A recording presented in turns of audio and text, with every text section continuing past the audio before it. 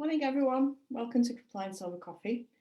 And on this lovely sunny Thursday morning, we are talking about motivated and distressed sellers and BMV part 2.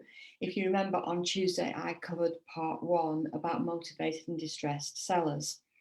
And the link with the BMV is obviously that in order to get a BMV deal, you need a motivated and or a distressed seller.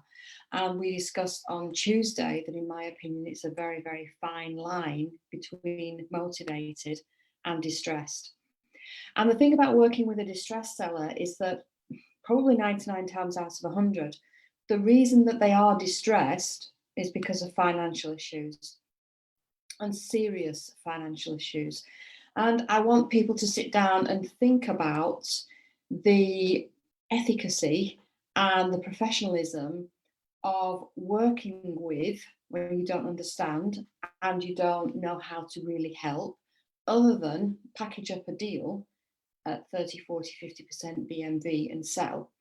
And then come out with the excuse that I've heard that you've actually helped them because you sold it quickly for them, even if it was for much less money, and they've had enough to clear the debts. But at 30, 40, 50%, could you have still got your buyer a good deal and given them a share of the excessive discount that you got just to help them move on in a little bit better way? Would that not be better all round for everyone? Is getting a 30, 40, 50% discount on a deal actually win, win, win? A win for the seller, a win for the sourcer, and a win for the investor? For me, it's not, but it's my opinion. What do you guys think? Get back to me and pass comments on the video and let me know what your thoughts are on this subject. So just because you happen to be in the right place at the right time to get this distressed seller when they really need help, is it right for you to do it when they're on the verge of financial ruin, of repossession, of whatever it is? Is it right for you to do it? Just because you can doesn't necessarily mean that you should.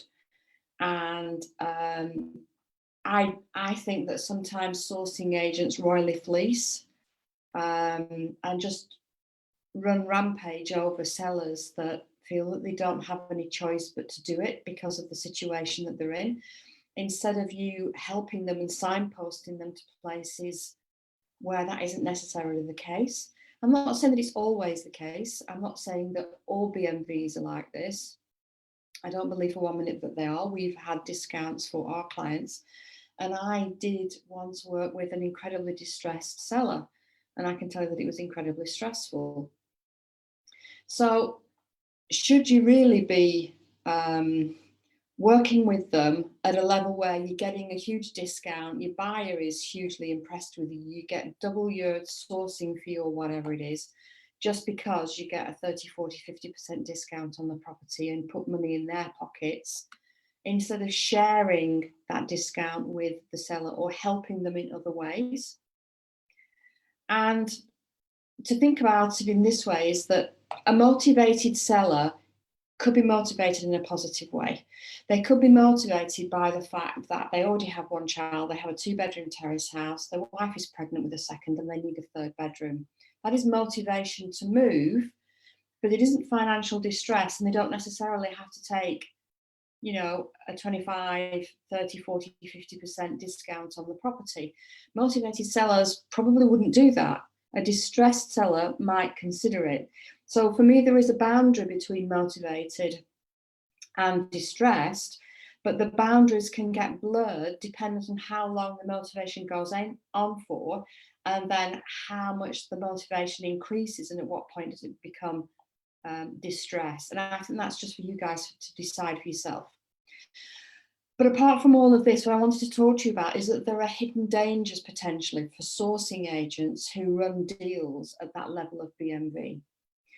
Because if the motivated, distressed person goes bankrupt within 5 years, then potentially in that bankruptcy process, you could end up having the deal that was agreed frozen and them coming after the buyer for the cash that was lost in the sale of the deal.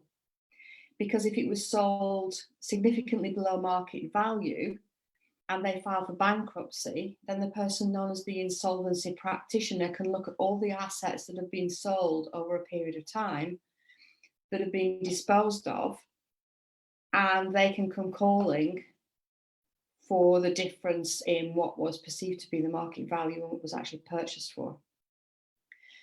And how many people talk about what's known as a deed or declaration of solvency? And this is something that if you're working with distressed, highly motivated sellers and you get significant below market value, significant below value purchase or agreement on the property, that you should be getting the seller via their solicitor to sign, because it's the only way on their declaration that they are solvent at the time of the sale that you stand the chance that if they do go into bankruptcy, that the insolvency practitioner will not come after you. And this has to be signed and witnessed by a solicitor. How many sourcing agents use those? How many have actually heard of them? So it's something that I wanted to talk to you about today, that BMV is fine. I'm not saying that there's anything wrong with BMV. Personally, I don't like the term.